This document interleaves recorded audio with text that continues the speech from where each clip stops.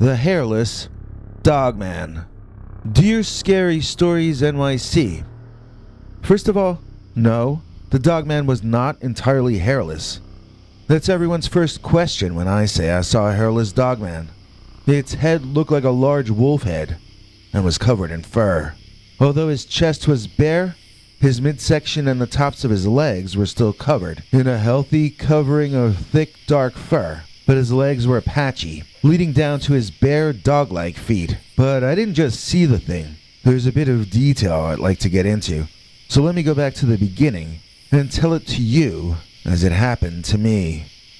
I was driving with my friend Marlon, and I'll tell you exactly where we were when we saw the thing too. Chaldean Town, or as we call it, the neighborhood formerly known as Chaldean Town. My dad calls it the former neighborhood and now wildlife refuge, formerly known as Chaldean Town. This used to be a place where a lot of people lived and thrived. Now most of the houses are torn down, leaving blocks and blocks of land that's already gone back to nature. My dad warned both of us that Dogman had moved into Chaldean Town, and we laughed at him. My dad believes in aliens also, but sometimes even my dad is right about things, as Marlon and I found out that this time the old man knew what he was talking about. We were driving up Bauman Road, or the ghost road formerly known as Bauman. Here to the left you'll see absolutely nothing, with a fence around it. Here to the right, well, there isn't even a fence on this side. What's that back there in the forest? Is that a downed helicopter? What the heck is that? And then over here, we see Skipper and Gilligan's boat, which apparently fell from the sky somehow. You should be able to see why Marlon and I love to drive around Chaldean Town, right? It's like an imaginary neighborhood from GTA or something. Here's my favorite part, the speed bump. They have a speed bump on Bauman Avenue because I don't know why, but at one point, this must have been a place where either kids or old people walked around. Now the sidewalk isn't even visible. It's been grown over almost completely. And it was just beyond that speed bump of mystery that we saw the very thing we had made fun of my dad for telling us about. We saw an actual Midwestern Dogman. He was walking out of the woods to our right, but it was kind of a clearing. He was looking down at something in his paw, the way a person would be looking at a cell phone. My initial impression out of the corner of my eye was that this was a human standing with his shirt off. He had fairly dark brown skin and a muscular chest. Marlon said something in an alarmed manner about the figure, and when I turned and looked directly at him, I saw the strangest sight I'd ever seen. This wasn't a black guy with a fur hat on or whatever my mind had been writing him off as when we only viewed him peripherally.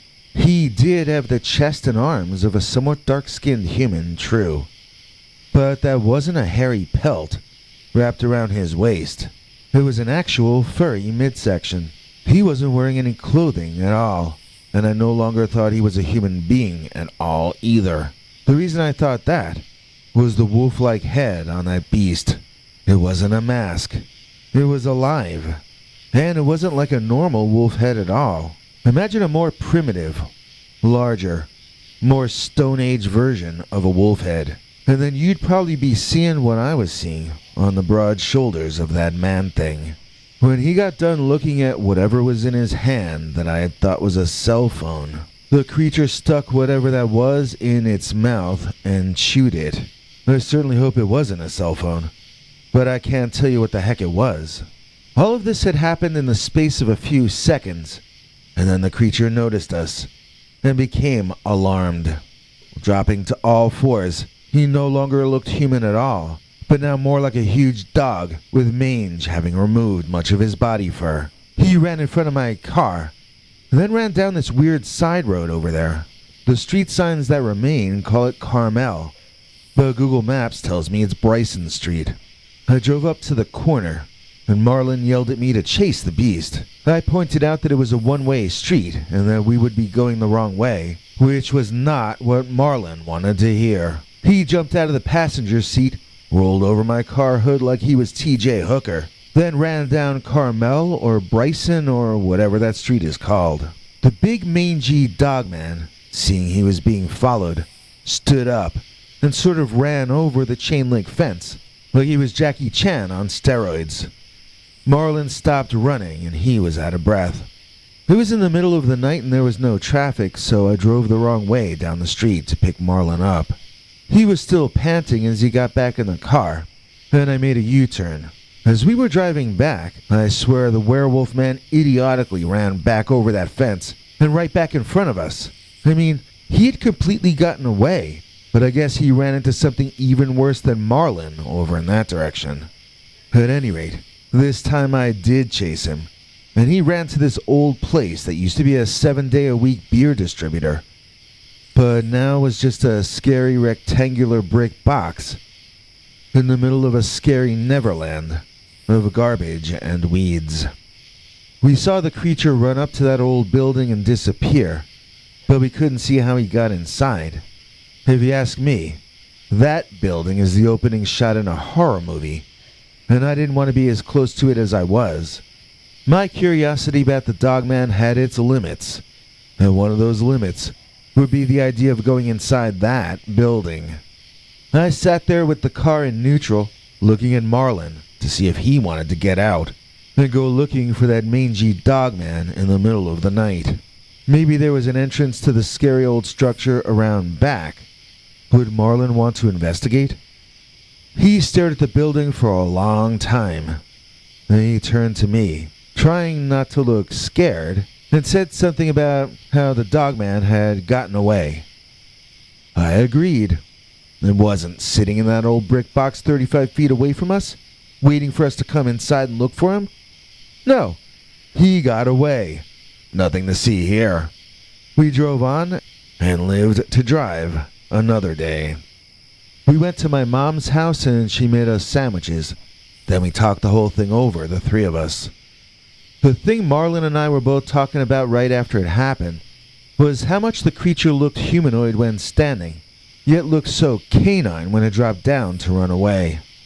We each tried to replicate the actions of the wolfman so that we could each note the differences between when he did it and when we did. My mother hadn't seen the dogman, so she thought this was funny, but Marlin and I were being very serious. The first and most glaring difference between us and him was that our legs were significantly longer than our arms in front. When Marlin and I dropped down to all fours, our butts stuck way up in the air, and our movements were not graceful in the slightest. No, I don't think the proportions of the dogman were that different to ours. So he must have been bending his hind legs as he moved in a way that was natural to him and looked graceful while keeping his butt down level and not up in the air like ours when we tried to imitate it. So the construction of the hind legs was definitely not like the construction of human legs, but when the beast stood up tall, this wasn't noticeable to our eyes. Marlin and I both began to wonder if there might be a way to retrain us humans to use our hind legs in such a way that we could run on all fours as gracefully as dogs and cats do. Or maybe there's a kind of a boot device we could invent and wear that could facilitate that kind of motion. I also really wish that someone would get footage of the dogman. If we had video of him walking upright and video of him walking quadrupedally, then we could begin to study how one creature could manage to do both things. In the meantime, all we've got is a bunch of witnesses like me and Marlin, trying to piece it all back together using only our memories. And our memories are strange indeed about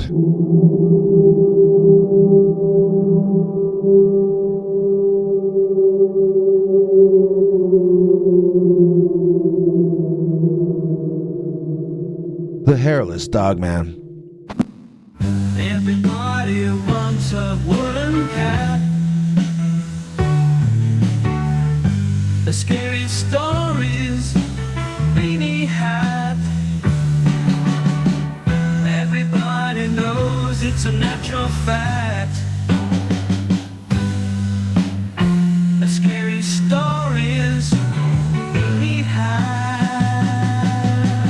Ladies in this video's description if all goes according to plan. Available in black, which is like every color all at once, man.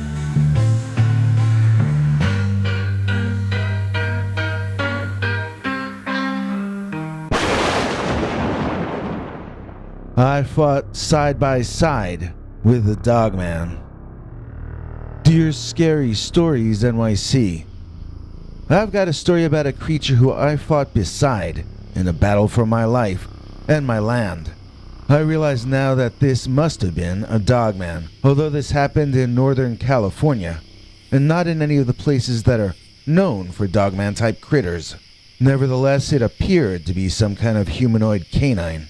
So it seems that it must have been the same species that Midwesterners are now calling the Dogman. But I didn't know a whole species. I met and knew one individual member of that species. And that one individual was one of the bravest and most loyal people I've ever had the honor of knowing, even if he wasn't a human type of a person. I'll give you the shortest version of the story that I can, because I no longer enjoy typing at my age. I've been telling this story since it happened, which was in the late 80s through the early 90s.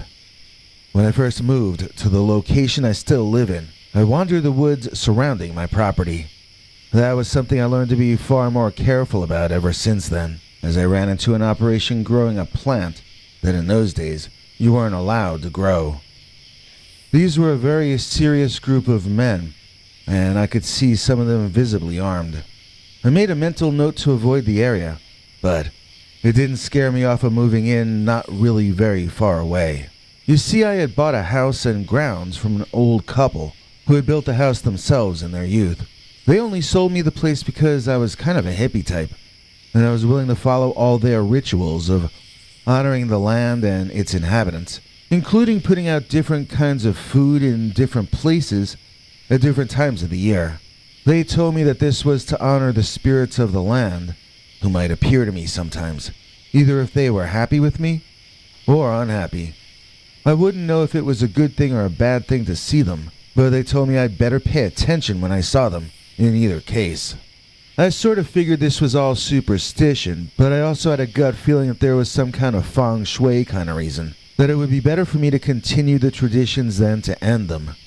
Soon enough, they became my traditions, and I came to imbue them with my own personal and deep meanings and reasons for them to continue. I had been a vegetarian, so the one tradition that I detested was putting out beef or venison in the spring.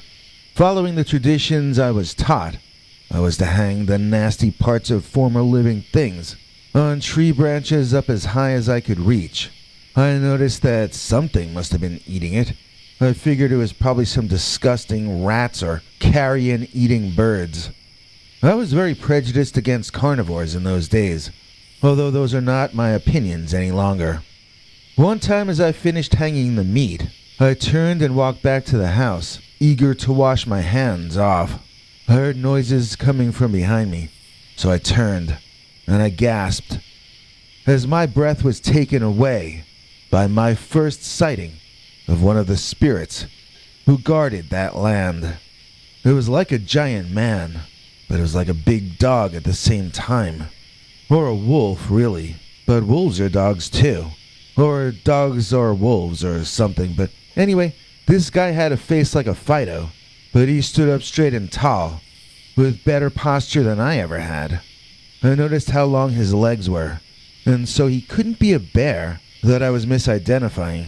No, it was some kind of a canine, but one with a broad man-like chest and thick, muscular arms, ending in hands not unlike mine or yours. But he wasn't like you or me, because we don't have big black noses at the ends of long snouts. We aren't covered in thick dog fur. We don't have tall dog ears on top of our heads. And our eyes don't glow a mesmerizing amber color. The canine nature spirit took the meat, ate some of it right in front of me, and then walked away with the rest. I ran away as though my life were in danger. It made no logical sense, because the incident was over. The creature had left, and it had seemed friendly toward me, approving, almost grateful. So why was I running? What was the strange level of fear I was feeling? When I finally got back to the house, I staggered to the sofa, and I crashed for a long nap, filled with strange dreams. I guess on some level I knew I was gonna pass out from the shock, and that was my body trying to get home before we faded into unconsciousness. So I started taking on students to teach my particular style of martial arts to, and I went back to practicing seriously when I was alone in the evenings. It was on one of those evenings when the men who were farming something that wasn't legal yet came to pay me a visit. Remember I mentioned them in the beginning? Well, they were just as visibly armed when they came to visit me that night, interrupting my practice. They came to the door in my gi, which they made fun of. One of them called me Bruce Lee. Then another said I looked more like Chuck Norris, but with longer hair. A third decided to call me Chick Norris because my hair was long. And I was beginning to dislike these fellows. I came out front to talk to them, and they started telling me that it was time for me to move out. At first I took them to mean that they were literally asking me to put my house up for sale. No, they weren't being as nice as all that. They had come to burn my place down, and they were giving me the option to drive away, or to burn down with the house. They decided I was too close to their operation and that I had to go. Now you have to understand that standing in front of my house is not exactly the same as standing in front of most homes. First of all, there are no neighbors. Second of all, I'm at this cul-de-sac, which is kind of a fancy way of saying dead-end street. I'm surrounded over there by woods in every direction, and it's almost half a mile to the next house, or it was in those days at least. So they kept saying insulting and intimidating things to me, but I kept slowly advancing on them. When I would step forward, they would laugh at me and mock me, but they would step backward. Soon we found ourselves away from my house entirely, still verbally jousting, with all of us hot-blooded young men, becoming increasingly unhappy with each other. Soon I was facing off against 7 or 8 of these guys, and I was, in my head, doing a relaxation meditation to prepare myself to be leaving this world. I was accepting that I might be done in once we started fighting, and that this might be my last battle. As I was accepting this and readying myself to be brave, I saw a big, hairy animal arm reach out of the woods from behind one of those men. That animal arm somehow ended in a hand, not unlike your hands or mine, and I realized that I was no longer alone in this battle. The dogman dragged that person silently backward into the dark tree cover and out of the fight. I kept up the chatter, keeping everyone's eyes forward on me. I made false move after false move, putting myself at risk, but giving the dogman time to, one by one, even out the odds. Soon there were 4 of them left against 2 of us, and I saw the dogman, with all his insane height and mass, walk out of those woods, looking me straight in the eye. His look told me that it was time for battle, and the 2 of us proceeded to methodically pummel the 4 remaining men until all of them gave up and ran off, screaming. The dogman looked at me, and I looked at him. Those men were a threat to both of us, and so for that night, he and I had fought together, like brothers. We honored each other with eye contact. Then he sped off after the men, no doubt to finish alone what we had started together. If there are children listening, please explain to them that the dogman convinced the bad guys to go farm their plants somewhere else, and the bad men were happy to do so. That's the YouTube version of the ending, I guess you might say. I don't actually know what happened to those men, as I've never seen them again. I haven't seen the dogman again either, but I keep leaving the meat out for him, and it does keep disappearing. I have a deep sense of faith that if I ever need him again, the dogman will be there for me. and for the land. It's his land too, after all. But even if I never see him again, I will always remember with great pride the fact that I fought side by side with the Dogman. Her dedication to the cause is clear, and her contributions we all hold dear. Betty Eubanks joined a year ago today, and we owe her thanks. That's all I've got to say. Please join me in thanking Betty Eubanks for being a channel member for 1 full year. We couldn't have made it this far without her, and it looks like dark times have returned for this channel. People are no longer getting notifications. People are no longer made aware when we do new videos. And YouTube is trying to crush us out of existence. All they want YouTube to be is 30-second videos of teenage girls dancing. We aren't TikTok, we're YouTube, and we do long-form videos. If you would like to see story videos remain on this platform, then maybe consider supporting us, which will be explained by our international TV spokesmongrel, Henry Lee Dogman. Hank? Thanks, Biggie. And thanks to all of you for watching this far. If you liked it, please click like. If you'd like to see more of our work, please subscribe. And also click that bell icon if you'd like to be notified when we put out a new episode. To become an executive producer, you can donate to us through the thanks button under each of our videos or through our paypal.me/PeterBernard209 page. To receive cool perks like secret uncensored Dogman episodes far too wild to ever run on this channel, you can become a YouTube channel member by clicking the join button, or join our PayPal subscribers club at peterbernard.com. Joining either at the $3 a month level or above gets you access to our over 25 hours of secret uncensored Dogman stories available nowhere else. Do you have a scary story about Dogman or some other kind of high strangeness that happened to you? Let us know by emailing us at scarystoriesnyc@gmail.com or by leaving us a voicemail message at 804-LA-SCARY. You may need to call back on that one. It cuts off after I think 3 minutes. And if you don't want to do any of that stuff, thank you for simply watching to the end. Good night, and have a scary tomorrow.